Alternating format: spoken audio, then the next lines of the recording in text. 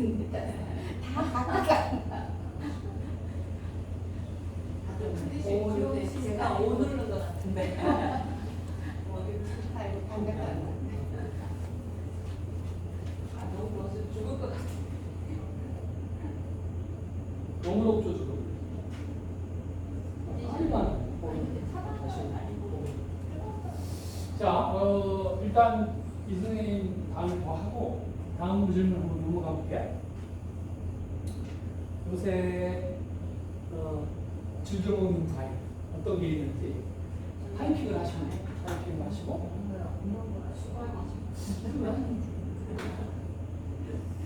했다가 다시 한번 들어갈까요?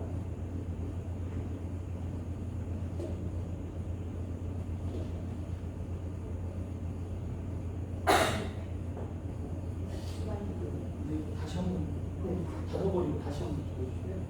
닫고 네. 완전히 닫고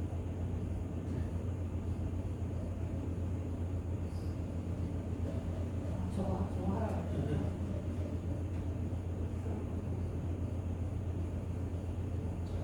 됐다.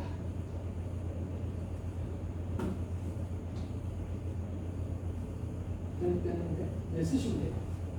아까 뭔가 잘못 접속해요. 지금 5분이 써주셨는데 수박이 저 큰 글씨도 써졌잖아요. 6분이 있는 수박을 3분이 써주시고 그러니까 수박이 요즘 제일 좋지. 여름에는 아무래도 제가 그 천안학 관련해가지고 초등생들하고 같이 이걸 한번 했더니 처음 보는 과일들이 많은 거예요. 요즘 아이들은 열대 과일들을 이렇게 많이 먹더라고요. 그러니까 난 처음 들어보는 건데 막 나와.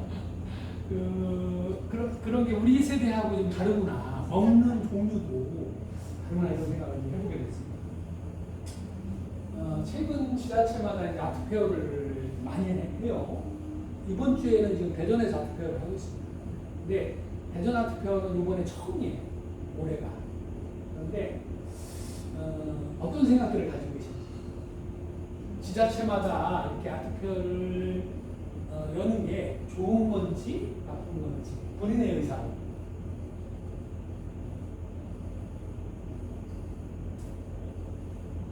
많기는 하지만 좋다. 지자체마다 아트페어를 개최하는 것은 안 된다.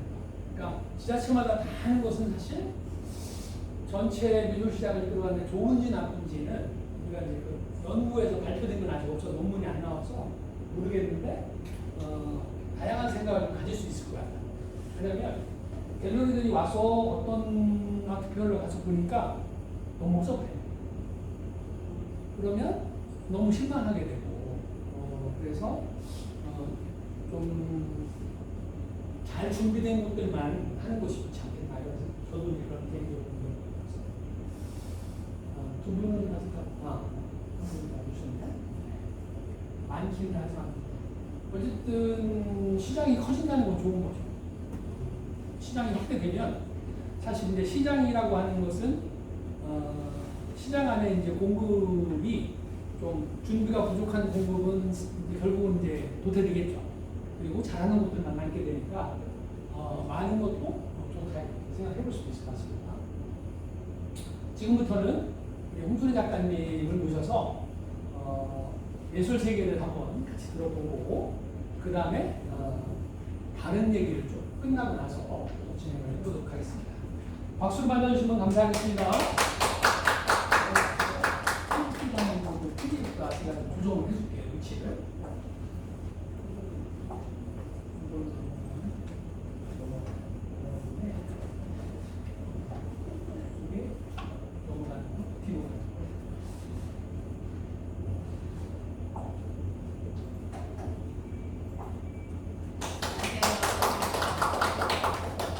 더운데 오늘 특별한 일 없으셨나봐요. 이렇게 어려운 걸 해주셔서 감사합니다. 저도 개인적으로 홍보를 했어야 되는데 홍보를 하지 않아서 자리가 빈자리가 좀 많긴 하지만 그래도 제가 이걸 준비하면서 제가 그동안 그림을 그려왔던 시간들을 뒤돌아볼 수 있었던 것 같아요. 저는 서양안을 전공했고 미술교육과였기 때문에 그림에 엄청 심취되어서 뭐 빠져서 몰입해서 그렇게 했던 적은 없는 것 같아요. 없는데 이제 제가 수채화를 평소에도 좋아했고 늘 옆에서 끄적이면서 그렸던 수채화였었는데 이 작품을 만나게 되면서 저는 정말 수채화의 사랑에 빠지게 된 것 같아요. 수채화의 사랑에 빠지게 됐는데 빠지면서 쭉 이거를 작업을 하면서 제가 이렇게 오다 보니까 20여 년이 됐더라고요. 이 선생님이 그린 작품을 보고 제가 빠져서 사랑하게 돼서 이렇게 이제 왔던 작품들이 한 19년 정도 됐어요. 그래서 이제 제가 네네네 수채화를 몰입해서 시작을 한 게 그렇게 됐고 처음에 이제 제 작품은 2005년과 이후로 나뉘어요. 2005년 이전 작품은 이제 맑고 투명한 수채화, 일반 이제 여러분들이 보시는 수채화 작품들이라고 할 수 있거든요. 이런 작품, 이런 작품들. 네. 보통 일반적인 수채화죠. 이런 작품. 이렇게 2005년 이전까지 제가 그냥 평소에 그냥 수업을 하면서 그렸던 작품들이 이런 작품이고, 그러고 나서 이제 이런 수채화를 그리면서 집에서 이제 결혼하고서도 제가 쭉 계속 수채화를 옆에다 놓고 쉽게 접할 수가 있으니까 늘 이제 뭐 꽃을 사다 그린다던가 그런 식으로 작품을 해왔었어요. 근데 그렇게 해왔는데 그러면서 사실 수채화의 답답함을 느꼈고 어떻게 하면은 조금 좀 묵직하면서 좀 색다른 작업을 할 수 있을까 이렇게 고민하던 차에 제가 전시를 보러 다니면서 서울예술의 전당에 가서 제 선생님 작품을 보게 됩니다. 선생님 작품을 보게 되면서 선생님 작품을, 그러니까 정우범 선생님 작품을 보면서 예술의 전당에서 제가 너무 충격을 받은 거예요. 제가 작품을 하면서 정말 이렇게 표현하고 싶었고 뭔가 색다른 묵직한 느낌을 하고 싶었는데 선생님이 이 작품을 그리셨었고 그걸 보고 제가 이제 충격을 받았죠. 충격을 받아서 선생님한테 전화를 드렸어요. 전화를 드려서 선생님 개인 화실로 찾아가게 됩니다. 찾아가서 그 이듬해 3월부터 그러니까 이제 아이가 그때 3살, 4살 이제 어린이집에 보내기 시작하면서 4살 때부터 이제 맡기고서 선생님 화실이 서울 연희동에 있는데 제가 5년 동안 이 작품을 배우러 다니기 시작을 합니다. 그래서 이제 그때부터 비가 오나 눈이 오나 정말 이 수채화를 그리는데 다니기 시작을 하면서 작품에 몰입하게 됩니다. 이게 이제 선생님한테 배운 첫 작품이고 아까 작품들하고는 별반 차이 없어 보이지만 하는 기법은 조금씩 달라지게 됩니다. 그래서 이제 선생님 작품 2005년부터 이제 시작이 되는 작품인데 이 작품이 초기 작품입니다. 저는 타샤라는 분을 좋아해서 타샤의 작품 그 선생님 책을 보면서 제가 많이 그 작품을 그렸었거든요. 아시는 분도 있을지 모르겠지만 그 타샤 작품을 많이 하게 됩니다. 이게 첫 작품이면서 초기에 있는 선생님 화실에서 작품을 그린 작품들입니다. 다음 작품 그리고 이제 그 다음 작품은 이거는 월정사 가는 길이거든요. 이것도 이제 수채화 작품인데 선생님들이 보실 때 그냥 일반 수채화하고 사실 그림 직접 보는 거하고 이렇게 이제 화면을 통해서 보는 거하고 좀 다르긴 한데 이게 또 제가 사진으로 뭐 작품 사진으로 잘 찍지 않아서 핸드폰으로 찍어서 이렇게 보냈기 때문에 되게 질적으로 좀 떨어지긴 하는데 이것도 이제 수채화라고 할 수 있어요. 이거는 마옥사 가는 길, 가을 풍경. 이렇게 이제 선생님 화실에서 제가 보통 이제 한 30호, 작게는 30호, 한 50호 정도 큰 작품들을 주로 그렸던 것 같아요. 기존에 제가 작품을 했었기 때문에 작은 작품보다는 선생님 작품을 한 50호 정도 보통 이제 큰 작품을 그리기 시작했고, 보통 이제 이 작품을 그리는 거는 일반 수채화는 2절지 기준으로 했을 때 보통 이제 제가 그리는 그림 정도라는 2절지 정도면 한 3-4시간 정도? 한 이런 작품은 한 하루 이틀이면 완성이 되는 작품이거든요. 사실은 한 50호다 이러면은. 근데 이 작품은 거의 3개월 정도 걸린다고 생각해요. 2-3개월 정도. 이 작품 기법 자체가 좀 다르기 때문에 이렇게 한 50호 정도 작품을 그리려면은 한 2-3개월 정도를 매일 꾸준히 이렇게 그려야 되고, 한 엽서 크기가 1호로 보는데 엽서 한 손바닥만한 엽서 크기 정도가 한 1시간 정도 소요된다고 할까요? 그렇게 시간이 많이 소요되는 수채화 작품입니다. 그렸고, 그 다음에 이제 이렇게 국면에 있는 여기가 이제 설경인데 이것도 제가 개인적으로 되게 좋아하는 작품. 이것도 이제 선생님 화실 다니면서 한 2-3년 정도 됐을 때 그려준 작품이고요. 이것도 이제 2007년 예술 작품. 여기는 블레드성이라고 슬로베니아에 있는 성. 이런 작품들을 그리면서 선생님하고 이제 작품 화실에서 그릴 때는 작품이 조금 어두운 감이 없잖아 있어요. 선생님한테 이제 지도 받으면서 물감 쓰면서 이렇게 하는 것들이 자꾸 뭔가 덧입히고 배우면서 하다 보니까 살짝 묵직하고 어두운 감이 있는 데는 살살 차츰 이제 그리게 되면서 조금 이제 밝은 톤으로 넘어오긴 합니다. 제가 혼자 그리면서는. 그리고 이제 이거는 제가 가장 좋아하는 작품인데 사실 이 작품은 실제로 이제 작품을 보셔야지만 이 느낌이 더 살아날 수 있거든요. 그런데 저는 이 작품을 그리면서 선생님한테 한 3년 좀 지났을 쯤에 이 작품을 그렸는데 저는 이 작품을 그리면서 선생님 배우면서 이제 제가 느꼈던 선생님의 그림을 이런 거였구나. 그러니까 비밀을 알게 됐다고 할까요? 이 작품을 하면서 3년 내내 그리면서 엽서 손바닥 크기만하게 조금씩 막 이렇게 해나가면서도 뭔지 모르겠고 막 알 듯 몰 듯 늘 그런 식으로 작업을 했는데 제가 이 작업을 하면서 이제 그걸 뭔가 조금 깨닫게 된 것 같아요. 그렇다고 해서 선생님이 일일이 그걸 하나하나 이렇게 가르쳐 주시거나 그렇게 선생님만의 기본적인 갖고 있는 그런 노하우는 알려주시지 않거든요. 근데 그 비밀을 제가 이 작품을 통해서 조금 알게 된 것 같아요. 그러면서 이제 물감 쓰는 거라든가 색감의 농도라든가 어떻게 조절하는지 그런 느낌의 물맛이라든가 이런 걸 알게 됐던 것 같아요. 그래서 이 작품을 제가 가장 아끼는 작품입니다. 그리고 이제 3년 정도 지나고 그 이후에 이제 후기 작품으로는 아까 전까지는 이제 선생님 화실에 다니면서 5년 동안 진짜 눈이 오나 비가 오나 연예인도 화실까지 가려면은 오전에 만약에 비가 오거나 눈이 오면 한 3시간 정도 걸려요. 그렇게 가서 한 3시간 그림 그리고 다시 또 내려올 때 또 막혀서 그렇게 정말 행복한 시간을 그렇게 5년 동안 보내고 나와서 이제 혼자 이제 그림을 그리기 시작합니다. 그러면서 혼자 그릴 때는 조금씩 그림이 좀 밝아진 것 같아요. 색감이 이제 어둡게 이제 계속 덧입히고 하는 거에서 조금 빠져나왔죠. 네, 그렇게 이제 밝아지기 시작하면서 후기 작업을 하게 됩니다.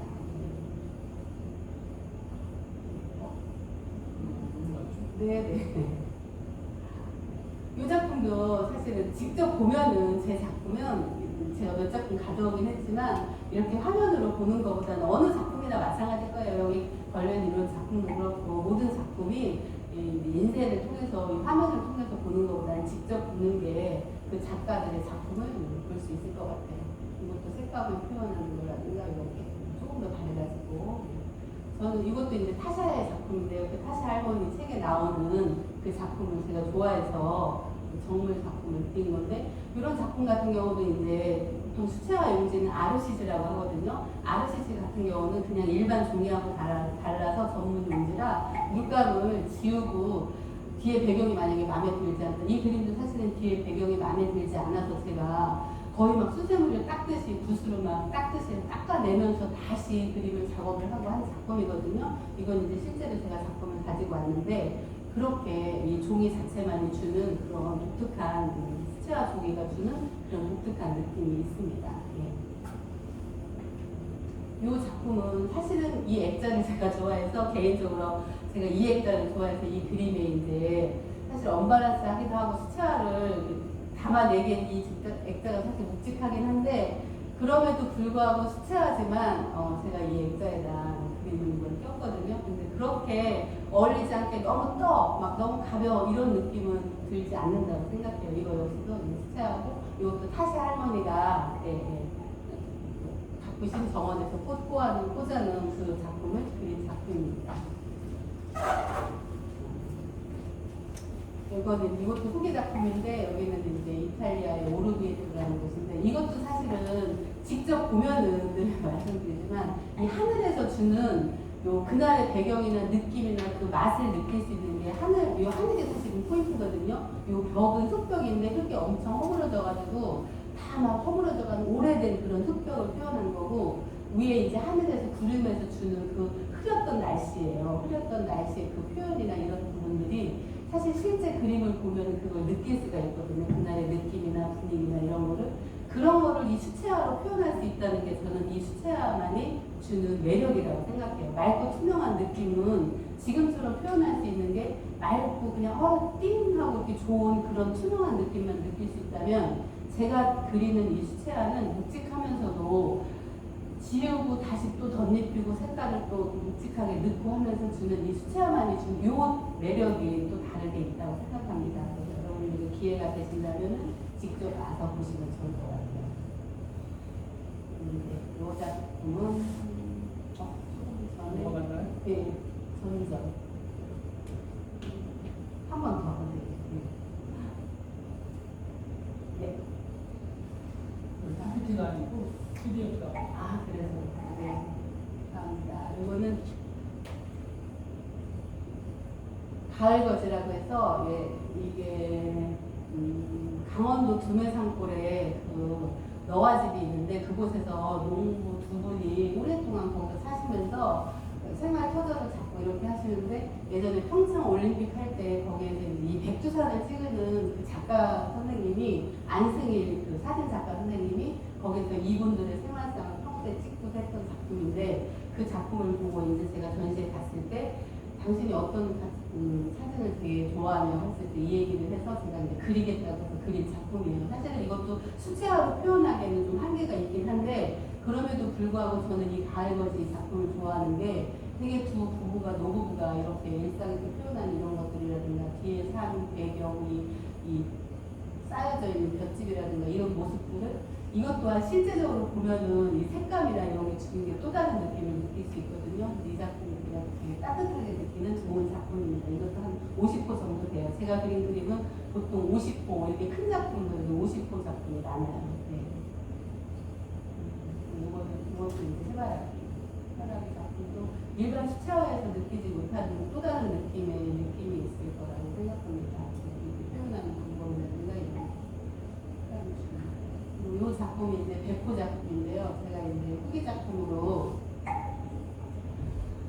이게 백호인데 이제 선생님한테 배우면서 사실은 이렇게 이제 선생님의 그림을 흉내내고 선생님 작품을 그리고 이렇게 하면서 빠져들고 이렇게 이제 그림을 그리면서 백호에다 수채화로 이렇게 작품을 하기는 또 사실 쉽지는 않아요. 수채화라는 그 자체가. 근데 이제 이 작품으로 제가 또 한번 도전을 하면서 이 작품을 그려보게 됩니다. 이 작품도 이제 또 실제로 보시면 또 다르긴 하고 각각 꽃마다 이제 새롭게 구성을 해서 표현을 색다르게 나눈 대로 그렇게 해봤거든요. 이 작품을. 네, 그러면서 저도 이제 계속 이 작품을 하면서 계속 새로운 고민을 하게 돼요. 그래서 제 작품, 수채화 작품이 2005년과 2005년 이전과 이후를 나눈다고 했는데 이 작품을 그리고 이제 선생님 작품을 계속 그리면서 저는 선생님의 아류밖에 안 된다는 생각을 늘 하고 있었어요. 왜냐하면 이 작품을 어디에 전시를 하거나 이러면은 정범 작가 제자라는 늘 꼬리표가 따라다녔죠. 근데 모든 선생님들이 작품을 하시는 선생님들은 자기만의 독특한 작품을 하기를 원합니다. 그래서 새로운 창작을 하려고 고민을 하고 그러던 사이에 저도 늘 그렇게 고민을 하고 있었죠. 고민을 하던 사이에 코로나가 왔고 코로나 그때 이후로 이제 제 작품은 또 코로나 이전과 이후로 또 바뀌게 됩니다.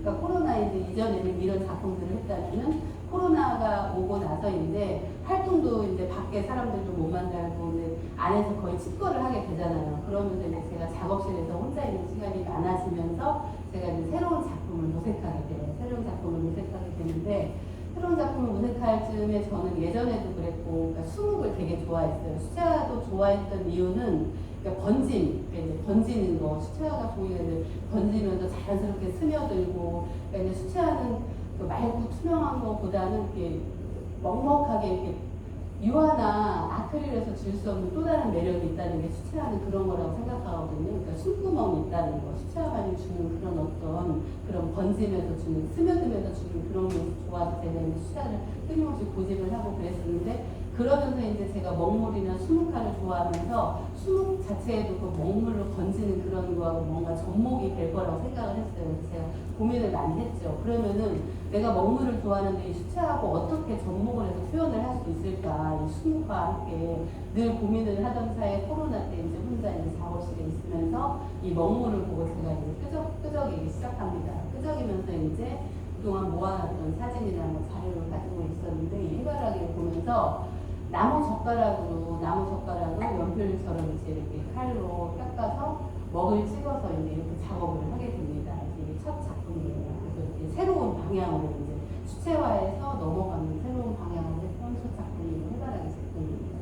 그렇게 먹으로 이제 이렇게 그냥 일반 이거는 그냥 종이거든요. 그냥 텐트지 그런 종이가 또 옆에서 이제 있길래 또 하나 끄적여서 시작을 하고 동그란 빛에다가 먹을 찍어서 나무 젓가락으로 먹을 찍어서 이렇게 작업을 하고 이것도 실제 보면은 또 이거 먹이 주는 요 느낌이 요거 이제 화성지거든요. 화성지에서 주는 요 먹의 느낌이 자연스럽게 또 다른 느낌이 나는데 이런 작업도 또 시도를 해보고.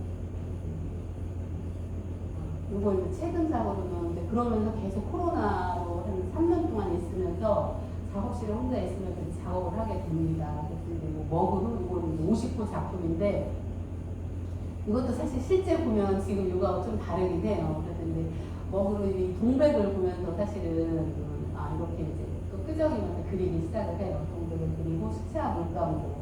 이거는 이 종이는 그냥 이렇게 제가 판넬을 주문 제작을 그 화박에서 하면은 거기 이제 액자 거기에서 맞추면은 이게 처음에 초배지라고 누런 종이가 이렇게 씌워져서 와요. 근데 그거를 작업실에 이제 몇 개가 계속 놓여 있는데 제가 이렇게 보면서 여기다 그려보면 어떨까 하면서 여기다 작업을 그냥 직접 하게 됩니다. 근데 의외로 이 먹물하고 이 종이하고 이게 잘 맞아 떨어지고 수채화 물감으로 이렇게 칠해보니까 발색이나 이런 것도 좋고 그래서 또 작업을 하게 됩니다. 이 작품도 제가 개인적으로 되게 좋아하는 작품이에요.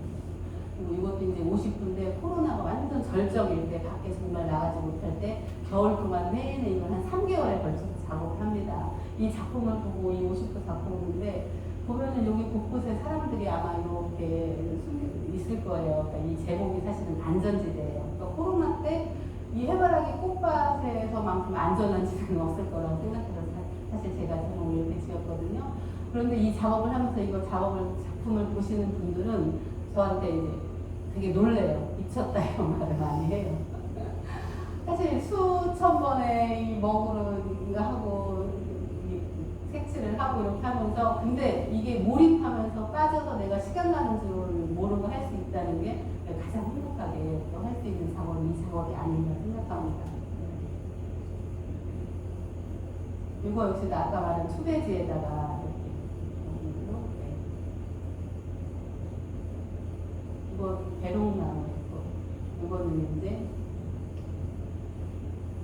최근 작품 이것도 먹물로 유채꽃이에요.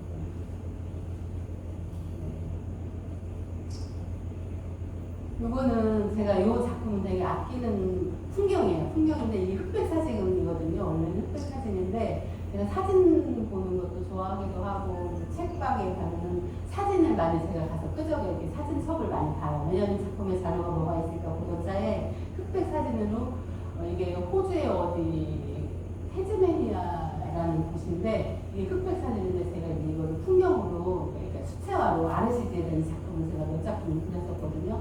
이 작품이 되게 따뜻하고 이 제목은 휴식인데 따뜻하고 편안하고 너무 좋아서 이 작품을 그렸는데 이거를 화산지에다 먹으로 해서 표현하면 어떤 느낌일까 하고 이것도 이제 같은 그러니까 재료는 다르게 이거는 화산지에다 이렇게 표현을 해봤어요. 먼저는 이제 크게 한 30호 작품을 수채화를 했었는데 이거는 파도 작은 사이즈예요. 근데 먹물하고 또 수채화하고 주는 느낌이 살짝 다르긴 해요. 표현하면서 같이 번지면서 하는 느낌은 있지만 요 화산지는 좀 절제해야 되는 아르시지 같은 경우는 물감을 쓰고 지우고 박박 지우기도 하고 틀리면 수채화라 그게 안 될 것 같지만 저 아르시지는 되게 가능하거든요. 뭐 전혀 수정이 되거나 그러진 않지만 그게 가능한데 이 화산지는 정말 조심해서 잘 다뤄야 되고 그게 물을 이렇게 했을 때 번지는 게 제 의도와 상관없이 확 번져버리기도 하고 그래서 조심스럽게 잘 달래듯이 하면서 작업을 했던 것 같아요. 그게 이제 먹으로 선을 표현할 수 있다는 게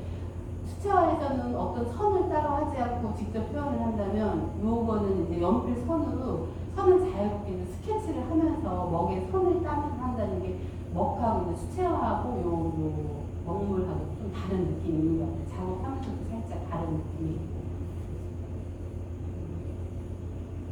라벤더와 유채와 나무 이거는 제목이 친구 사이인데 이것도 먹물로 하면서 되게 재밌었던 것 같아요. 뒤에 이제 유채꽃 표현하면서도 충분하게 물을 먹이면서 유채 그 노란 꽃의 다양한 색들을 느끼면서 또 앞에 있는 그 라벤더 역시 마찬가지고 어쨌든 수채화 아르시지도 마찬가지고 이 화산지도 마찬가지고 물을 충분히 먹이면서 물감을 가지고 이렇게 이 안에서 놀 수 있다는 게 그게 참 매력적이고 좋은 것 같아요. 빠져들 수 있고. 이거는 제가 지금 가지고 온 작품인데 이렇게 보는 거하고 또 이제 이렇게 보는 작품하고 다를 텐데요. 이것도 이제 들꽃이에요. 들꽃. 가을에 보면 이게 들꽃이 막 길가에 많이 피어있죠. 무심히 꺾어다 펴놓고서 이렇게 이런 작업을 할 때는 되게 사실 시간 가는 줄 모르고 빠져들게 하게 됩니다. 조금만 작은 꽃들을 그리고 또 선으로 먼저 스케치를 하고 스케치라기보다는 그냥 가볍게 드로잉 하면서 작업하는 거예요. 이것도 제가 이제 아끼는 작품 중에 하나인데요. 이것도 제가 시리즈를 몇 번에 걸쳐서 그렸는데 이게 제 작업실 앞에 있는 대롱나무거든요. 대롱나무가 어느 폭풍에 가지가 부러져서 제가 이제 화병에 꽂아놓고 이 작품을 그리기 시작합니다. 그래서 몇 번에 걸쳐서 이 작품을 했는데, 예, 이 작품이 제가 예전에는 핑크색을 사실 좋아하지 않았었거든요. 핑크색을 제가 물감으로 쓴다거나 그러지 않았는데 수채화 작업을 하면서 저는 기본적으로 보라색을 좋아해서 보라색을 많이 쓰고 작업을 하면서 섞어서 많이 쓰기도 하는데 핑크색을 이 배롱나무의 핑크를 만나면서 이 오페라색을 쓰면서 이 오페라색을 되게 이제 물감을 쓸 때 많이 섞어서 쓰게 되더라고요. 많이 공부하고. 그래서 요즘에는 이제 핑크색을 자유롭게 이 오페라색을 물감을 많이 적용해서 씁니다. 이것도 같은 작품인데 아까 거하고는 살짝 달라요. 전에 거는 이렇게 이제 화병에 보라색의 느낌이 올려있다면 지금 이거는 지금 가지고 있는 이거는 또 다른 느낌으로 같은 걸로 그리게 했는데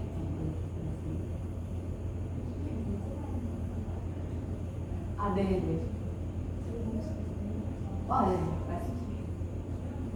그 화장지 아까 네. 이제 막대기로 네. 스케치를 하실 것 같은데 그러면 그게 그 다음에 채색을 할 때 원래는 번지지 않나요? 근데 아까 깔끔하게 한것 같아요. 그러니까 이제 번지죠. 물론 번지는데 그게 이제 관건인 거죠. 늘. 그러니까 이제 이걸 할 때 되게 심사숙고를 해야 되는 거예요. 그러니까 이제 만약에 여기 이제 화병에서 보면은 살짝 여기에 보라색으로 이렇게 터치를 탁탁 줬잖아요. 근데 지금 화병은 흰색이잖아요. 저 화병을 흰색으로 남기기 위해서는 엄청 이제 계산되게 해야 되는 거예요. 번지지 않게. 번져도 너무 많이 번지지 않게. 근데 이 전 작품 같은 경우는 지금 이제 저 보라색으로 이제 그림자라든가 이런 느낌을 준 거거든요. 근데 저게 이제 저것도 저만큼의 선을 번지는 상태에서 보라색으로 그림자 지으면서 위로 올라가면서 이런 느낌으로 이제 여기에서 이런 느낌으로 여기까지 번지면서 어떻게 여기에서 멈추게 할까라는 그게 늘 계산이 돼야 되는데 내 의지와 상관없이 얘네 물들은 그냥 확 먹어버리잖아요. 그래서 우연의 일치인 상태에서 저 상태에서 멈춰주면 너무 고맙고 감사하고 저게 또 확 가버려서 내 의지와 상관없이 너무 많이 가버리면 그 가버린 상태에서 다시 또 재구성을 해야 되더라고요. 그래서 너무 많이 갔을 때 거기에 맞게 또 다시 새롭게 이렇게 또 뭔가를 더 덧입힌다든가 뺀다 그린다든가 그렇게 하게 되더라고요. 그래서 이 먹물의 이 화산지는 사실 되게 조심스럽게 다뤄야 되는 그런 부분이 있고 그리고 또 흰색을 쓰지 않기 때문에 저 같은 경우는 수채화를 이제 저런 데는 흰 곳이나 다 있지만 흰색을 사용하지 않아서 흰색을 사용하지 않기 때문에 특히 더 조심스럽게 계산해야 되는 부분이 있습니다. 이 작품은 이건 동백이 이제 아까 말씀드린 작품인데요. 저는 이 동백의 작품을 제목을 위로라고 한 거는 제가 이제 코로나를 보내면서 이 작품을 하면서 되게 위로를 받았어요. 그러니까 무엇을 그릴까 이제 작품을 새롭게 시작을 할 때는 늘 어떤 작품을 그릴까 무엇을 그릴까 늘 생각하고 고민을 하죠. 생각하고 고민을 하는데 그동안 제가 이제 모아놓은 자료나 뭔가를 보면서 어떻게 그리고 어떻게 구성을 할지 생각을 하는데 그러면서 저는 이제 동백을 그리기 위해서 이제 코로나임에도 불구하고 여기저기 다니면서 동백 꽃을 이제 찾아 헤매 다녔더라고요. 직접 찍어오기도 가서 보기도 하고 그렇게 다니면서 이제 수집을 해서 동백 작품을 제가 그립니다. 그래서 이제 개인적으로 어쨌든 지금까지 이제 그림을 제가 처음 수채화 시작을 해서 거의 20년 동안 20년 가까이 됐네요. 그래서 한 작품을 하면서 제가 빠져서 이렇게 몰입해서 할 수 있는 게 20년 동안 할 수 있다는 거는 되게 행복한 것 같아요. 행복한 것 같고 그림을 지금까지 꾸준히 사랑하면서 제가 할 수 있는 것 역시도 행복한 것 같고 그래서 앞으로는 또 이제 어떻게 새롭게 또 다른 기법으로 제가 바뀔지 어떨지는 모르겠어요. 아직 지금은 최근 작업은 지금 이 작품을 먹물을 찍어서 하는 작업을 지금 아직은 하고 있거든요. 아직은 하고 있는데 제가 또 이제 계속 늘 끊임없이 고민하고 생각하다가 어떻게 이제 또 나중에 후반 쪽으로 가면서 어떻게 작품이 변할지도 모르겠습니다. 근데 지금으로서는 현재로서는 이 먹물 작업으로 조금 더 몇 년 더 할 생각입니다. 그리고 이제 제가 개인전 하는 이제 팜플렛을 가져왔는데 진짜 나와서 한번 보시면 좋겠고요. 그리고 질문 있으면 질문 잠깐 받을게요. 네. 지금까지 쭉 설명을 들으셨는데 여기 실제 그림을 좀 가지고 왔으니까 한번 나오셔서 여기 선생님 질문 있다고요? 그래 받을 네. 아까 하루 이틀이면은 완성을 하는데 굉장히 오래 걸리는 작품이 3개월 정도라고 네, 하는데 작업 시간이 굉장히 기신 건지 아니면 손이 굉장히 빠르신 건지. 손이 빠르는 건 아니고요. 이 작품이 시간이 많이 걸리는 작품이에요. 이 작품 자체가. 네. 하루 이틀이면은 완성하신다는 게 하루 이틀 완성한다는 작품은 예전에 기준 수채화, 그런 기준 수채화 같은 경우는 몰입해서 이렇게 하면은 그 기본적으로 하는 그런 기법은 큰 호수여도 하루 이틀이면 가능하거든요, 사실은. 그런 기법들은 예전의 기법은. 근데 이 기법은 하루 이틀은 힘들어요, 사실은. 네, 하루 이틀은 힘들고 보통의 작업들은 수채화는 그렇게 하루 이틀 정도는 큰 작품이 50도도 가능하거든요, 사실은. 근데 이 작품 같은 경우는 기법 자체가 하는 게 달라서. 네. 됐나요? 굉장히 빨리 하시는 줄 알고. 그렇습니다. 네.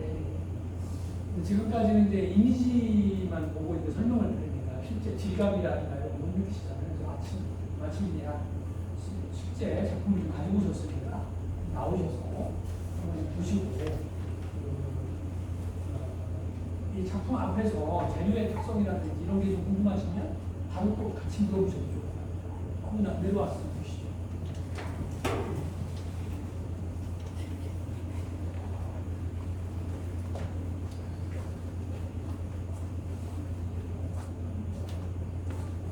이 작품 아까 얘기했던 초배지 초배지는 요거예요. 해바라기 작품. 여기 초배지에 네.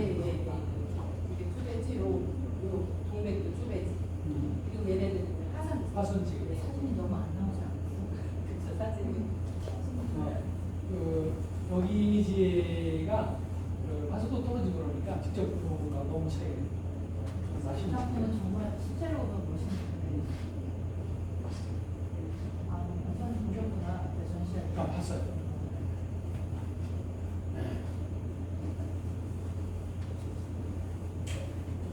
한계가 있는 게 그렇죠.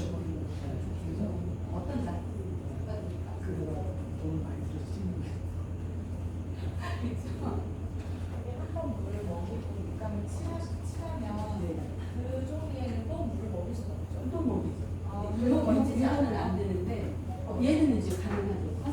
화선지도 되게 종이가 질이 간단하니까 문지르면서 닦아낼 수는 없지만 화선지 자체도 종이 이제 할 때 이제 붓을 살살살 해야죠.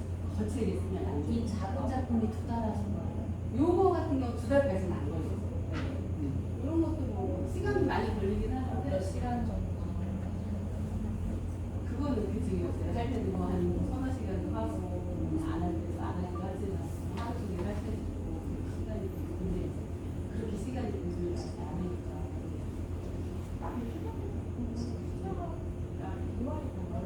그렇죠. 네.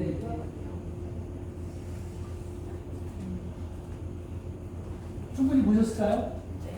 네. 우리 30여 분에 걸쳐서 본인의 작품 세계를 19년에 걸친 작품이죠.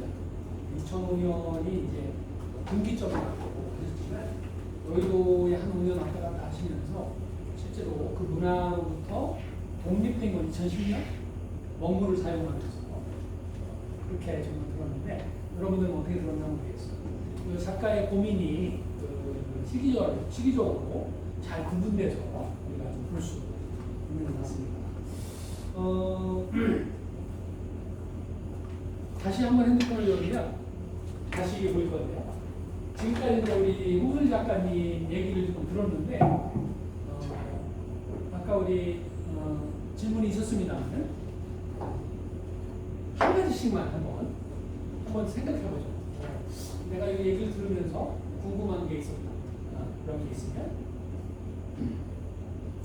또 우리 홍 작가님 얘기했다 보면은 이렇게 화방에 이제 그 재료를 주문하면 그때 이제 그 재료를 보호하려고 있던 소매지 그걸 가지고 또 작품을 하게 되는 어떻게 보면 이제 우연이지만 거기서 내가 여기다 해보면 어떨까 이런 생각을 가져보는 게 작품을 만드는 어떤 과정이 되는 것 같아요. 제가 올해 김창렬 작가 전시만 2번을 봤거든요. 한 번은 Y2K에서 봤는데 거기 갔더니 이제 레터링 중에 이런 게 있었어요. 내가 70년 정도인데 작가가 프랑스에서 공부하다가 이제 그림 물감 살도 넣는 거예요. 그런 활동이 없어가지고 하루는 좀 오래된 작품에서 물감을 떼가지고 목에서 쓰려고 그 뒤에다가 캔버스 뒤에다가 지금으로 말하면 스프레이 물을 잔뜩 넣어놨다. 다음 날 봤더니 물방울이 마치 맺힌 거예요. 캔버스. 그게 물방울을 만들게 된 시초가. 그러니까 어쩌면 작가들이 꾸준하게 뭔가를 하다 보면 처음부터 의도해서 되는 경우도 있지만 제가 요새 그 독서 동아리에서 읽는 책이 있어요. 세계 철학사 이장우 씨가 이제 쓴 책인데 그 4권을 좀 읽고 있어요. 아주 극돌책이에요. 700페이지 아닙니까? 근데 거기 그 4권 처음에 나오는 대목이 그런 거예요. 연속성이 있지 않은 한 우연이라는 거예요. 그러니까 사람들은 우연이라고 하는 것을 그냥 어느 날 갑자기 생긴 거라고 생각하는데 절대 그렇지 않아요. 어떤 꾸준한 연속성 안에서 우연이 생긴다는데 그 문장이 그때 김창렬 선생의 그 이미지가 떠오르더라고요.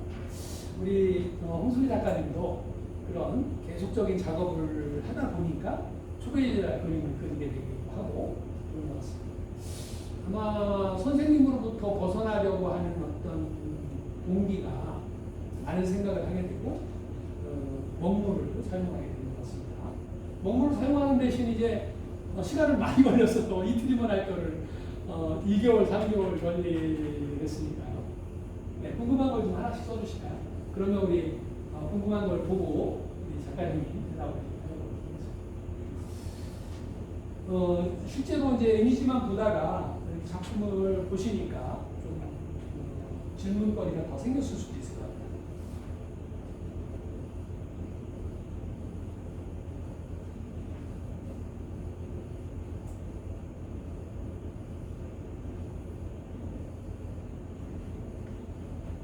흔히 생각할 때 수채화를 살짝만 버려도 그 작품 다 버리고 새로 시작한다 이런 생각들을 하게 되는데 아까 이제 얘기하실 때 재료에 따라서는 지워지기도 하고 그래서 다시 작업을 할 수도 있다 그러니까 굉장히 좋아진 거예요. 재료의 특성이 좋아져서 그런 것도 가능합니다.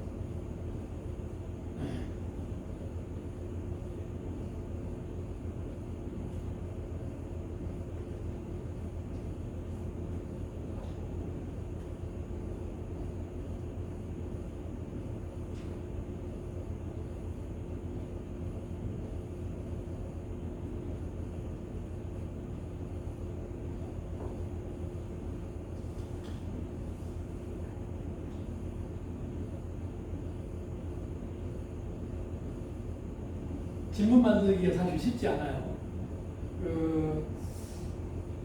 며칠 전에 어떤 분 강의를 들었었는데 그분이 이제 파고타교 얘기하면서 또 태생 삼전 공부 잘하는 친구들 얘기하면서 그분들 부모님들이 특징이 있다는 거예요. 그 뭐냐 그랬더니 아이들이 학교에서 돌아오면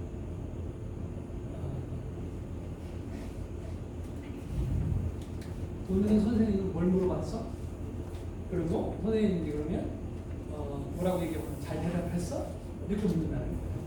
그런데 파고타 교육이나 공부 잘하는 친구들의 부모님은 그렇게 묻지 않고 오늘은 넌 무슨 질문을 했니? 그런다. 네가 오늘 선생님한테 질문한 게 뭐니? 이렇게 물어보면 질문을 만드는 시인이라는 말씀이었습니다. 예술가는 자기만의 주장이 있다고 합니다. 속된 말로 똘끼라고 하는데요. 혹시 10년 동안 그 이상 고집하시는 작품 정신세계가 있으실까요? 결국은 나의 똘끼가 뭐냐 이렇게 질문하신 것 같다. 우리 홍 작가님 여기 서서 같이 얘기해 주시죠.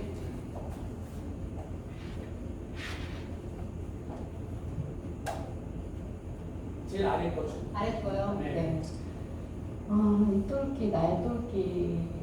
저는 이제 계속 제가 이제 개인전을 하면서 그 작가 노트를 쓰면서 그 앞에도 있는데요. 제가 이제 쭉 그 작가 노트를 쓰면서 개인전을 준비하면서 쭉 저에 대해서 돌이켜보고 생각해보니까 저 똘끼라고 말한다는 거는 몰입인 것 같아요.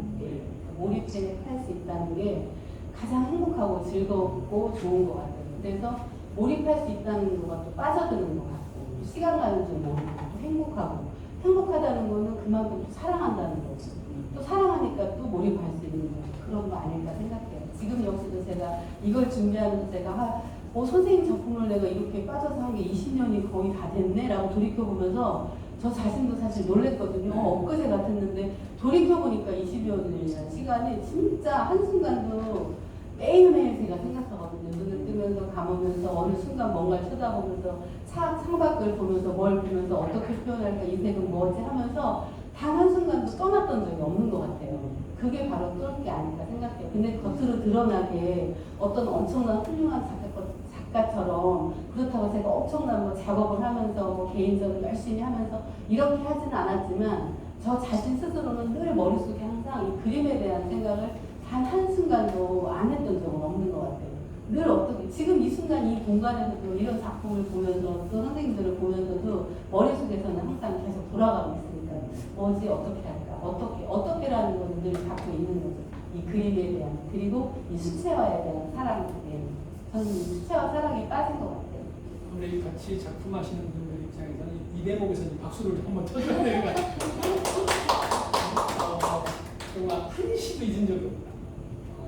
지금 몰입이라고 하는 게 그만큼 본인을 이렇게 뭐 미쳐야 한다 이런 책 제목도 있던데 미치는 듯이 두 번째 질문 볼까요? 5년이나 여의도에서 서사를 받으셨다는데 여의도 아니었어요? 제가 잘못 들은 거예요? 연희동. 예. 마음고 다니셨고. 예. 그 선생님의 작품에서 영감을 느끼신 건 어떤 부분일까요? 기법만은 아닐 것 같고 개인적으로는 원고를 통해 한 점 한 점 찍어나가 하나의 완성된 작품을 완성해간다는 점이 커다란 감동이자 놀라운 중이에요. 이제 이렇게 느끼시고 질문은 그것인 것 같아요. 영감을 느끼신 건 어떤 부분일까요? 영감을 느꼈다는 거는 선생님한테 이제 사과를 받는다는 것 자체는 제가 이제 수치화를 하면서 단순하게 맑고 투명하고 이제 그런 거에서 벗어나고 싶다는 생각을 했는데 예술의 세상에서 선생님 그림을 보면서 제가 표현하고 싶은 거를 사실 선생님이 하고 작품을 제가 딱 봤을 때 진짜 너무너무 깜짝 놀라고 제가 소름이 끼칠 정도였거든요. 근데 이제 선생님 작품이 붓을 그냥 일반 수채하고 부드러운 붓으로 하지 않고 선생님 자체도 이 작품을 하실 때 어쨌든 피나는 노력으로 그걸 개발하신 것 같아요. 그러니까 유화붓을 갈필로 깎으셔갖고 그렇게 뾰족하게 만들어서 유화붓으로 작업을 하시거든요. 그렇게 하는 그런 모든 것 하나하나가 어떤 그런 거에서 주는 영감, 그러니까 선생님의 어떤 작품을 그리고 뭐 그런 걸 떠나서 그 작품을 하고자 하는 그런 마음이나 그려내는 그런 어떤 거에서 오는 그런 걸 받았던 것 같아요. 저희 모습도 마찬가지입니다. 네. 세 번째 질문입니다. 작가님께서 그림을 그린다는 건 어떤 의미인가요?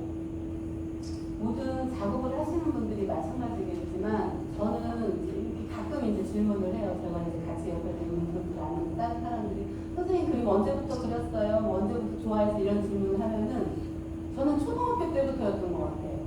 물론 이제 그렇게 말할 때 저 사실 제가 부끄럽기도 해요. 왜냐면 그만큼 초등학교 때부터 좋아해서 빠져 있었으면 지금 뭔가 내노라하게 뭔가 이루어졌어야 되는데 그런 것도 아닌데 그냥 또 저한테 질문을 했을 때 제가 말할 수 있는 거는 초등학교 때 그 어린 시절에 또 국민학교 때 그 예전에 시골 마을에서 그림을 그려서 뭐 대회를 나가서 이렇게 시작이 되고 중학교 때는 이제 다시 이제 뭐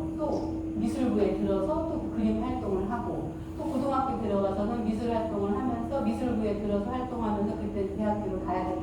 그러니까 항시도 학교 들어가면서 늘 그림이라는 거. 그러니까 친한 친구들을 만나면 아 홍순이 하면 그림 그리는 애? 아직도 하고 있네? 그랬어? 라고 하면서 제가 이제 개인전을 처음 이제 학교를 나오면서도 학교 때는 뭐 열심히 하지 않고 이랬지만 제가 늘 꿈꿨던 거는 이제 시골에서 자랐기 때문에 개인전은 내가 서울 인사동에서 해야지 하는 이런 막연한 동경하는 마음이 있었어요. 저희는 이제 시골에서 자랐으니까. 근데 이제 제가 개인전을 50살이 되면 첫 개인전을 난 인사동에서 할 거야 라고 생각을 했는데 그게 5년이 지난 이후에 55세, 56세에 제가 이제 어쨌든 코로나로 인해서 하게 됐어요. 그렇게 하면서 그렇게 꾸준히 그냥 그때 개인전을 했을 때도 대학 친구들이 대학 친구들 중에 다 그림을 그리지 않고 다 붓을 놨거든요. 그러니까 제가 이제 딱 하는 걸 보고 역시 이렇게 끝까지 살아남았구나라는 얘기를 하더라고요. 그런 것처럼 저한테 그림을 그린다는 거는 특별한 커다란 의미라기보다는 그냥 삶의 그냥 일부인 것 같아요. 그러니까 아까도 잠깐 모지스 할머니 얘기하셨는데 제 뒤에도 이제 작가 노트에도 얘기했던 것처럼 그냥 80이 되어도 80이 되어도 모지스 할머니처럼 그렇게 작품을 그리고 끄적이면서 사는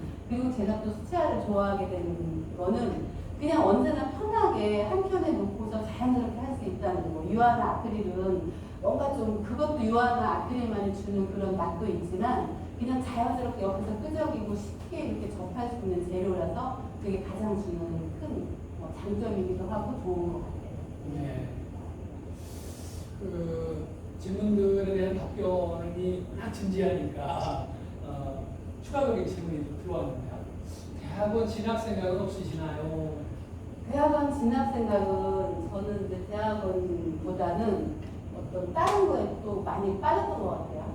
한편으로 이것 기우 저것 기우 또 한동안 뭐 공부한다고 쓸데없이 막 상담 공부한다고 상담 공부를 하러 쫓아다니면서 그쪽 강의하려고 그쪽으로 막 하고 그러면서도 계속 그림을 놓지 않고 또 이제 잡고 있었고 그렇게 또 몇 년 보내고 또 본의 아니게 또 우리 아이가 또 대안학교도 가고 홈스쿨 하면서 또 아이를 또 몇 년 동안 또 집에서 밥만 해주면서 뒷바라지 하던 때도 있었고 그러면서도 저는 그림을 끊임없이 놓지 않고 있었는데 대학원이라는 어떤 거를 가야 되겠다 이런 생각은 없었던 것 같아요. 그냥 이제 대학원에 가서 뭐 전문가 과정이라고 해서 그런 거 배우는 거를 끈을 놓지는 않았지만 학부로 들어가서 뭐 대학원을 공부하면서 이쪽으로 제가 성공을 해서 이렇게 해야 되겠다는 거는 없었던 것 같아요. 왜냐하면 끊임없이 저는 옆에서 아이를 또 케어해야 되는 아이랑 뒷바라지를 해야 되는 그런 상황이 늘 이렇게 있었던 것 같아요. 그래도 지금은 저가 이제 이걸 계속 꾸준히 옆에서 크게 드러나지는 않지만 그냥 계속 가고 있는 거에 그냥 만족하고 있답니다. 네. 네, 우리가 추가적인 질문까지 이렇게 좀 들었는데 아마도 워낙 설명을 잘해서 작품에 대해서 작품의 재료나 기법이나 이런 질문은 없었던 것 같아요. 아무래도 작가한테는 이게 제일 중요하겠죠. 왜 그리는지. 혹시 제가 질문 하나 만들어봤거든요. 브라질리언 왁싱, 제프 쿤스의 조각 작품들, 아이폰 이 세 가지를 놓고 생각했을 때 유사성이 있다면 뭘까? 한 번씩 적어봐주세요. 생각을 한번 해보고 이거는 제가 질문을 만든 게 아니고 사실은 우리나라 철학자인데 유명하죠. 세계적으로 한병철 작가의 질문을 제가 옮겨온 거예요. 한번 생각을 해보세요. 그거 하나 보여드릴게요. 그 전에 이게 선국이라는 조각인데요. 이건 어디에 있냐면 신세계백화점 본점 명동. 네, 명동구 6층에 가면은 그 이탈리안 레스토랑이 있어요. 그 바깥에 옥상에 있는 건데 이 작품이 있습니다. 우리 가면. 그리고 풍선개 워낙 유명하죠. 이런 작품들을 하고 그다음에 브라질리언 왁싱, 그다음에 아이폰 핸드폰이죠. 이 세 가지의 유사성이 뭐가 있을까?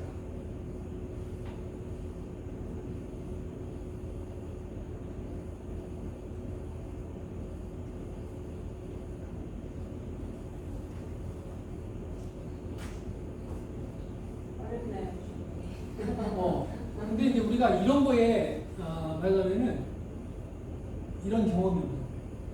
해보질 않아요. 왜 예를 들면 똑같은 작가라도 김한기의 다랑아리, 별, 달, 그리고 우주 이렇게 놓고 봤을 때 어떤 맥락적인 유사성이 있을까? 이런 질문도 해볼 수 있겠죠.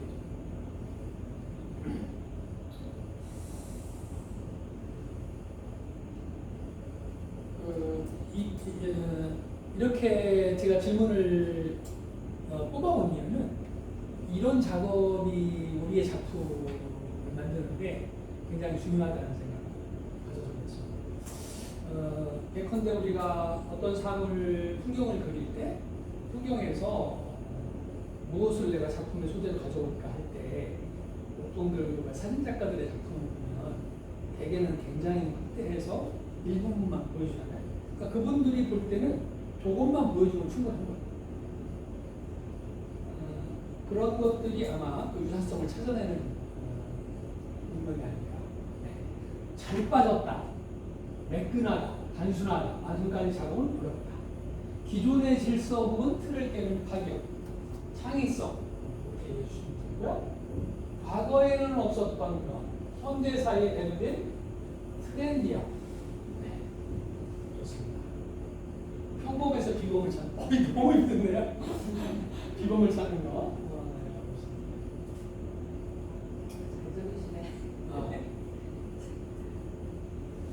이 세 가지의 예술사성.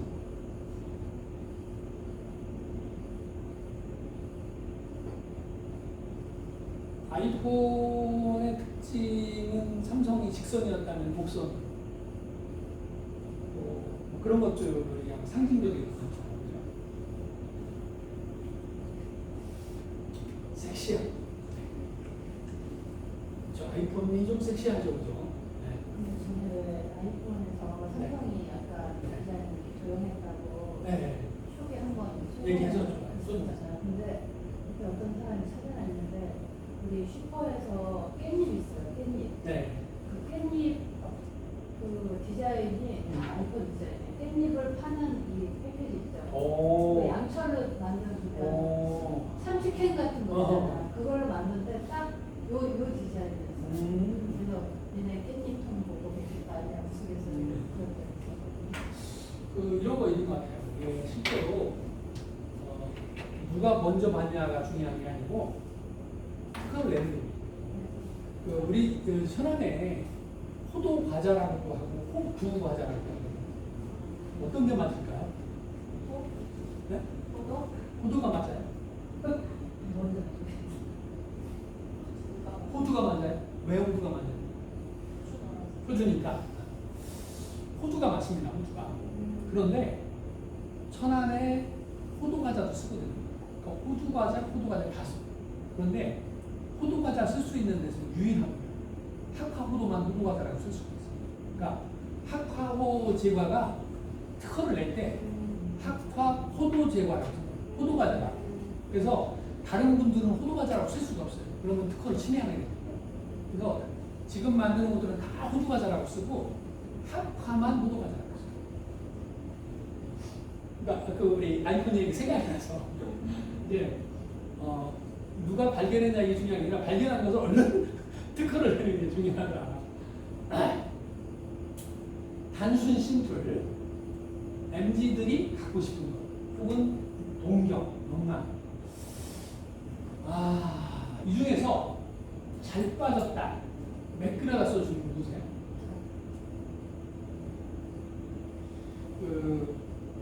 한명철 씨가 쓴 것은 매끈하다. 브라질리언 학생이라는 것은 뭐 우리가 다 제거하는 거잖아요, 털을. 제거하니까 매끈해지는 거고, 또 이 제프푼스의 작품들은 다 매끈매끈합니다. 그리고 아이폰도 그래서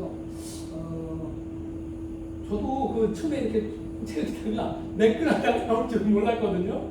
근데 매끈하다 이렇게 딱 나오는 거 보고 맞는데? 이런 생각이 들었어요.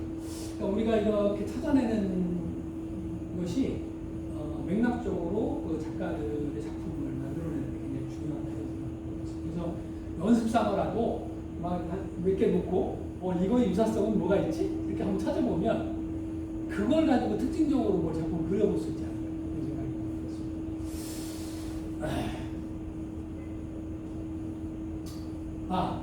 제가 그 우리 포스터를 만들 때 여름이 가기 전에 해보고 싶은 한 가지 이걸 적어서 공감이 많이 가는 분한테 더치커피 한 병 드린다는데 종이 한 병 갖다 놨습니다. 더치커피를 만든 지가 2, 3일밖에 안 된 거라 냉장고에 두고 드시면 됩니다. 한번 적어보기로 하죠. 여름이 가기 전에 해보고 싶은 거 한 가지가 있다면 뭐가 있을까요? 여름이 가기 전에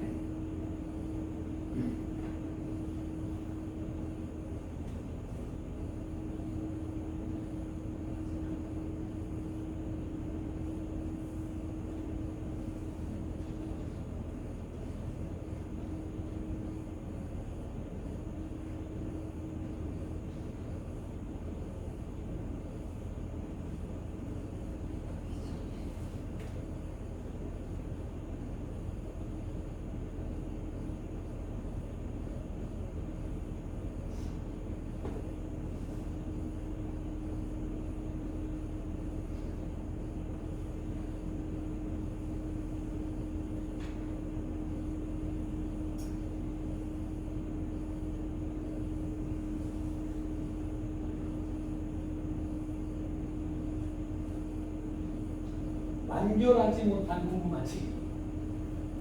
그게 이제 여름까지만 하면 다 마칠 수 있는 건가 봐요.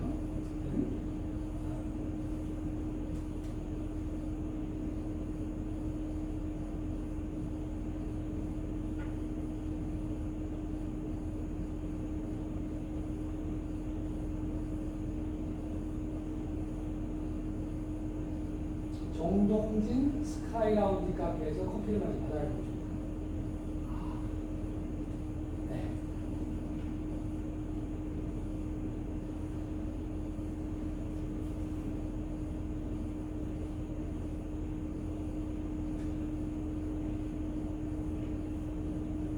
미술관 가보기. 어젠가요? 그저께인가 어제가 8월 15일부터 시작했죠. DDP에서 지금 그 몰입형 전시가 시작이 됐어요. 그 단속미술관의 작품들. 그래서 그리고 8월 17일부터가는 이제 선지아트센터에서 서도 워낙 핫한 작가라서 가보고 싶죠. 아들이랑 행복한 여행, 숙면 취하는 것. 공감이 가는데 저는. 그 다음에 퍼스널 컬러와 헤어스타일 찾기. 50대 중반에 뽀근이 파마머리 제의하고 나의 스타일을 찾고 싶다 이러신 거죠. 그죠? 등치가 커도 멋지고 멋진 날. 좋습니다. 진짜 여름밤에 맨발로 나가 시원한 소나기 맞아. 여름이 가기 전에 소나기가 꼭 한번 와야 될 텐데요. 아직 한 분이 안 써주셨네요. 아마 한 분만 아직 여름에 가기 전에 해보고 싶은 게 없는 건가요? 네, 좋습니다. 이걸 가지고 한번 우리가 거수로 한번 우선 이렇게 해볼까요? 우선 이걸 한번 얘기를 좀 들어볼까요? 이렇게 그냥 글로만 보여주는 것보다 등치가 커도 멋지고 멋진 나대기. 어떤 의미인지 한번 설명을 좀 해주실까요? 네. 왜 저랑 아이 컨택을 하시나요? 저를 쳐다봤어요. 앉았어요? 일반적인 미술도 그렇지만 나다운색을 찾아갈 때 대한민국의 주부들은 너무 똑같아요. 다 개성이 있으면 참 멋질 텐데 항상 그런 생각을 하는데 뒷모습을 봐도 대부분 비슷하거든요. 서로 틀린 모습이 되었으면 어떨까 그런 생각이. 그리고 너무 말라야 되고 너무 날씬해야 되고 그래서 이쁜 거 아니잖아요. 키가 커도 등치가 있어도 자기만의 개성이 있고 멋지면 될 것 같아요. 그래서 오늘 뭘 시도해보고 싶으세요? 언제요? 여름이 가기 전에. 저거예요, 지금. 네, 알겠습니다. 그 다음에 시원한 소나기 맞아보기.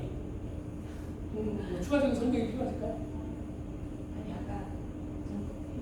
아까 전문기를 보니까 보니까 아니 그런 생각. 한국 여행 가니까 제가 이번 여름에 네. 했던 일들이었거든요. 아.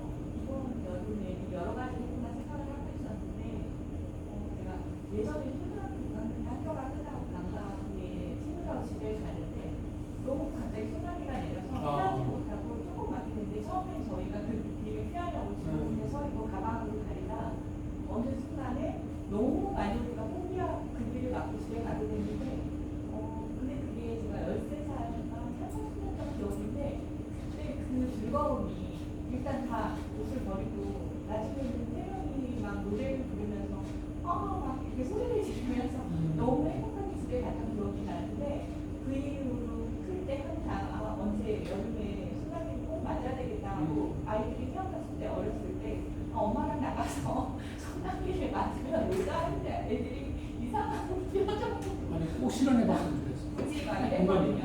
그 아직까지 그 경험을 다시 하지 못해서 그때 한번을 다시 해보거든요. 저도 그 직장 다닐 때 비가 오면 한 20년 전 얘기예요.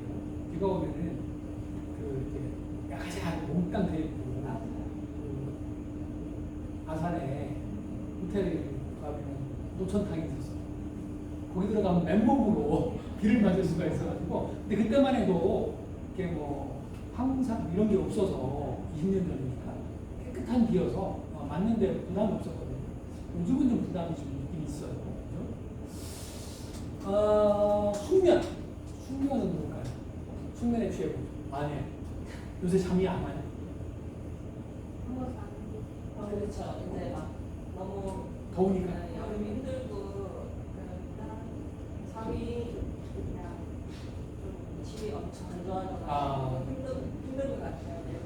중간에 잡지 않고. 네, 너무 달콤하게 깊게 한번 자보고 싶어서 걸려나요? 그래서 갑자기 생각이 났어요. 네. 요즘 계속 잠을 제대로 못 자가지고. 제가 얼마 전에 강연을 만들다가 깜짝 놀랐어요. 왜냐면 지금부터 11년 전, 2023년에 도쿄대학에 이제 그 자기 공명 장치라고 해서 컴퓨터를 연결하면 머릿속에서 생각하는 걸 이렇게 이미지로 만들어주는 거예요. 우리가 이제 보통 사람들이 깨기 전에 4번 정도 꿈을 꾼대요. 잠을 자는 동안. 어떤 경우는 안 꾸는 날 있겠지만 4번 정도인데 그걸 이제 가수면 상태라고 해서 렘 상태인데 이때 꿈꾼 거를 자기 공명장치로 읽었다는 거예요. 그러니까 네이처나 그 잡지에 실린 거예요. 근데 그 화면이 대상이 뭔지, 예를 들면 새인지 사람인지 구분할 수 있고 여자인지 남자인지를 구분할 수 있는 성을 그게 60% 정도의 확률로 보인다는 거예요. 그걸 보고 너무 깜짝 놀래가지고 이게 11년 전 얘기인데 지금은 한 70, 80% 된 거 아니야? 내 머릿속에 이거 넣다 큰일 나겠다. 무슨 생각을 하는지 알아. 이거 기록해놨다가 정말 큰 방신 나가겠다 막 이런 생각이 들었는데 수면이 굉장히 좀 중요하대요. 그 깊이 자는 게. 아들이랑 행복한 여행 가기. 아들이랑 아들이 왔으니까. 네. 그런 28이 이제 다 컸어요. 다 컸는데 미국에서 이제 유학하고 이제 왔는데 이 한국 사회랑 미국이랑 다른 데에서 오는 여러 가지 어려움. 또 나이가 찼으니까 내가 결혼을 할 것인가 말 것인가. 그거에 대한 또 어려움. 또 이 사회가 갑자기 모든 게 좀 혼란스러워지고 또 세상이 좀 이렇게 자연재해도 많고 어디 가서 편안히 여행할 데가 없는 거예요. 차라리 나라가 많이 줄어든 거죠. 네, 그런 데한 갈등. 네, 정치과를 졸업했는데 우리나라 정치랑 외국 정치랑 다 요새 보니까 엉망이에요. 자기가 배웠던 그 이상적인 정치와는 전혀 다른 이게 현실과 괴리돼서 요즘 많이 이렇게 고민이 많아요. 네. 그래서 그래서 같이 여행하면서 같이 얘기하고 여행하면서 조곤조곤 얘기하면서 이제 저도 뭐 그걸 풀 수 있는 방법은 없지만 해소가 되지 않을까 뭐 이런 생각. 어떤 여름이 가기 전에 아드님한테 한번 여행 가자고 한번 제안을 한번 해보시면 좋을 것 같습니다. 미술관 가보기 누구실까요? 저요. 아, 미술관을 간지가 오래되셨어요. 보통 서울로 가잖아요. 근데 이제 차를 가기 힘드니까. 힘든 경우가 있어요. 가족 가기는 여름이니까 더 엄두가 안 나는 거예요. 네. 그래서 아직까지 못 가보고 있는데 조금 선선해지면 너무 선선해지면 네. 가보고 싶어요. 네, 제가 그저께 우리 아라리오 갔었거든요. 이제 두 번째 갔는데 시킴 전시를 해요. 시킴 전시 하는데 시킴 작품만 한 거의 400점. 지금. 근데 길어요. 내년 6월까지인가 하니까 언제든지 가시면 되는데 작품이 저는 이제 그 드로잉 이런 거 그 시킴이 하는 걸 좀 의미 있게 봤는데 예를 들면 뭐 작업도 이렇게 손 뭐 사람 모양을 그렸는데 이 몸통은 튜브를 붙여놓은 거예요. 콜라를 하는 거. 근데 그 튜브를 보면서 그런 생각이 들긴 했어요. 아, 튜브를 이렇게 톡 차면 뭔가 이렇게 나오잖아요. 이게 그 얘가 뿜 이렇게 써놓은 거예요. 그 한글로. 그러면 여기가 몸통이 튜브니까 누르면 뿜이 하나씩 나오겠네. 이런 생각이 들더라고요. 야, 저 사람 진짜 이 시킴도 정말 발상이 대단하다. 한번 가보시면 뭐 영감을 좀 얻을 수 있지 않을까. 가까우니까. 그 2015년도에 독일에 있는 잡지 네드 같은데 아트라는 잡지가 있는데 그 잡지에서 전 세계 지도를 놓고 세계 미술 지도를 그린다면 꼭 가봐야 될 장소 한 곳 중에 천안입니다. 아라리오 조각광장을 그렸어요. 뭐 거기 이제 뭐 디메너스요, 뭐 하임, 뭐 체러티 뭐 이런 작품들, 뭐 페르난데스의 무슨 천말기가 그런 작품들은 그 2002년 그때 산 거예요. 그 디메너스의 체러티와 하임을. 근데 그 당시 얼마에 샀을게요? 2002년. 미술관 올라가는데 옆에 막 그 내장 보이는 게 하임이고 그 신세계 들어가다 보면 그 인형처럼 생긴 체러티거든요. 그 진작 얼마 정도? 본 것 같아요. 몇백억 주고 엄청 비싸게 주고 산 거라고. 2002년이니까 상상 초월의 금액이었는데. 지금은 뭐 어쨌든 지금 말씀하신 대로 한 작품당 600억이 만들 것 같고요. 그 당시에 하나는 20억, 하나는 20억. 2002년에. 그러니까 그 당시 가격으로 20억, 22억에 샀지만 지금은 뭐 가격을 어떻게 얘기할 수 없죠. 그런 작품들을 그냥 많잖아요. 거기 뭐 인도의 북타 작품이 뭐 몇 점 있냐면 46점 있어요. 46점이 그 조각공원 안에. 그러니까 근데 이제 우리 천안 사람들은 그거 아무것도 아니야. 늘 봤던 거라서. 근데 이런 작품을 우리가 다른 데 있다고 생각하고 가려면 해외를 가든 이렇게 가서 볼 수 있으니까 그 아트라는 잡지가 그걸 그렸고요. 또 하나는 뭐냐면 그 미가 미술관 이종각 선생이 이제 야외에다가 자신의 작품을 쭉 이렇게 전시해놨는데 이분이 73년인가 4년에 그 아르헨티나 가고 그때 비엔날레 할 때 우리나라 대표 작가들 나왔었죠. 그러니까 몇 년인지 기억이 안 나는데 지금 이제 그 이상원 관장이 그런 어떤 작품 하나 얘기하면서 이거 그때 팔았어야 되는데 뭔 얘기냐 했더니 그 당시에 이제 그 국제 갤러리의 그 대표가 지금 뮤지엄산에 이은혜 회장 한솔재지의 이은혜 회장을 모시고 여기 왔대요. 국제 갤러리에서 와가지고 픽을 한 거예요. 이은혜 회장이 저거 그 지금 이종각 선생님이 그랬다는 거예요. 안 팔어. 그래서 안 파는 이유가 뭐냐 그러니까 와서 보라 그래. 그러니까 내 작품을 보려면 천안으로 와라. 그래서 이제 천안에 가서 그 기회가 좋다는데 그 이상원 선생님이 그러는 거예요. 그때 팔았으면 이 작품이 지금 뮤지엄 산에 가 있을 텐데. 그래서 아쉽다. 말하는 게 우리 여기에 있는 것보다는 저쪽에 있으면 더 많은 사람이 보고 또 돈도 생각을 좀 더 키웠어야 되는데 안 키우니까. 어쨌든 맛있다. 그 네가 이종각 선생이 중학교 1학년 때가 1954년이었다고 해요. 1954년 이제 6.25가 발발하고 이제 정전 국정이고 이럴 때였는데 서울에 그때 중학교 1학년 때요. 서울에 영화를 보러 갔다. 근데 그때는 이제 소련, 러시아가 아니고 소련 영화였는데 이름이 스파인가? 하여튼 뭐 그런 영화. 근데 그 영화의 주인공이 아마 조각가였거든요. 그때 본 게 기억에 남는데 그 이제 종전 후국을 해가지고 기차가 없어서 서울서부터 걸어왔어요. 중학교 1학년. 근데 그분이 해상할 때 여름이었다고 하더라고요. 뜨거운 여름날 서울서까지 걸어왔다. 천안까지. 이런 얘기들이 사실은 재밌는 얘기들이에요. 이제 설명할 때. 하여튼 요거 먼저 결정하죠. 우리 더치커피를 누가 가져가야 결정할 시간입니다. 앞에 첫째 단어만 가지고 밑에 있는 거 뭐 있는 거 그거를 저도 같이 봐야 이게 가능합니다. 제 글자 수 많은 분한테 미술관 가보기 밑에가 뭐였냐면은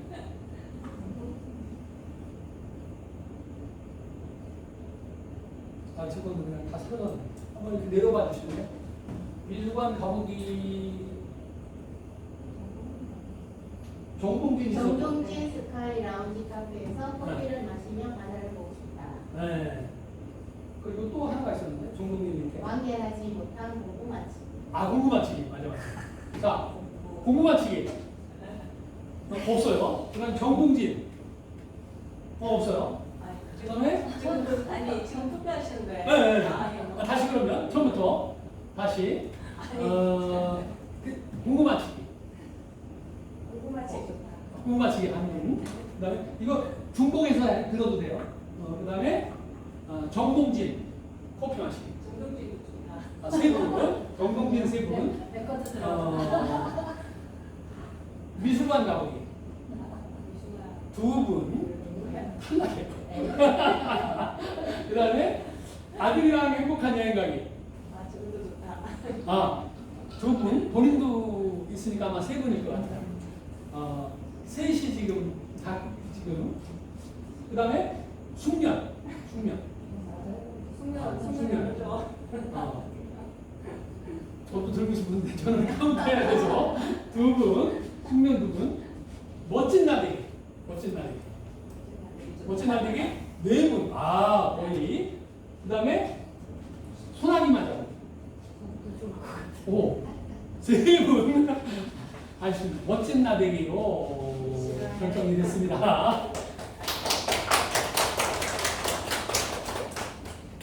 감사합니다. 네. 받아드릴게요. 네.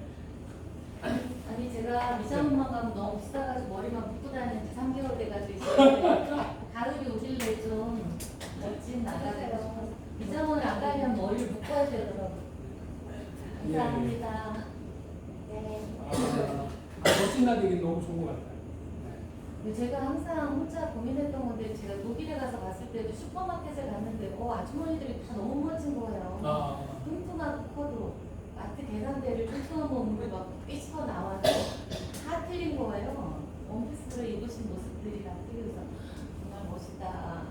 한국 사람들은 다 똑같아서 좀 개성이 있으면 좋은데 왜 나이가 되면 똑같을까? 미술작품 아까 설명하실 때도 20대 초반, 20대 중반 다 틀리고 지금 또 고민 틀리신 것처럼 한국의 여성들도 자기 색깔을 찾아가면 좋겠다. 네. 좀 더 깊이가 있게. 제가 항상 궁금한 게 하나 있었는데 네. 이 작품을 할 때 사인을 하잖아요. 네. 근데 이게 핀터레스트라는 앱도 좋아서 사람들이 많이 모방을 하잖아요. 뭐 피카소가 모네의 이런 작품들을 너무 많이 느껴서 하다 보니 모네의 작품전을 해야 될 정도였다 하는데